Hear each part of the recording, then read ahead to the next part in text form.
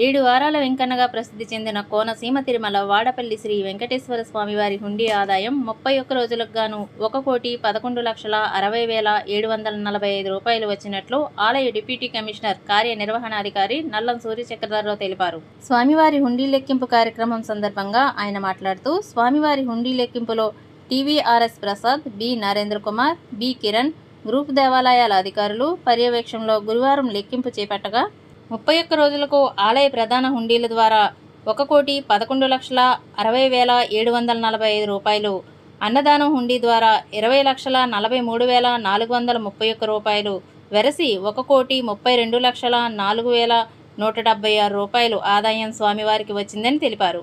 అలాగే ఒక భక్తురాలు నిలువు దోపిడీ ద్వారా హుండీలో 104 గ్రాముల బంగారం వేశారు. ఇతర భక్తులు వేసిన బంగారం 8 గ్రాములతో కలిసి మొత్తం 112 గ్రాముల బంగారం, 980 గ్రాముల వెండి, 64 విదేశీ కరెన్సీ నోట్లు వచ్చాయని తెలిపారు.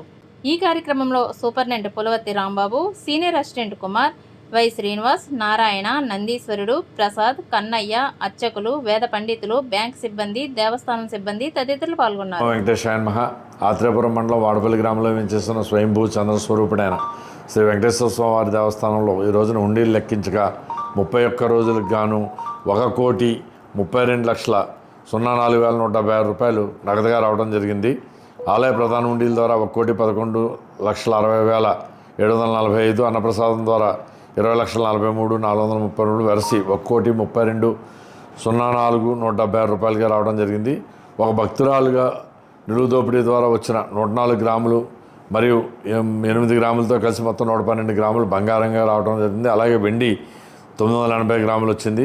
64 విదేశీ కరెన్సీ కూడా రావడం జరిగింది. ఇందులో తనిఖీదారు వారు రాజమండ్రి వారు ప్రసాద్ గారు, అలాగే సెకండరీ జ్యురాసరు బి కిరణ్ గారు, బి నరేంద్ర గారు కూడా ఈ యొక్క కార్యక్రమంలో పాల్గొన్నారు. వీరే కాకుండా అర్చక స్వాములు, గ్రామస్తులు, పత్రికా విలేకరులు, పోలీసులు, శ్రీవారి సేవకులు, కెనరా బ్యాంక్ రావులపాలెం వారు, దేవస్థానం సిబ్బంది పాల్గొన్నారని మరి భక్తులందరికీ కూడా మనవి చేస్తున్నాం. ఓం నమో వెంకటేశాయ నమః.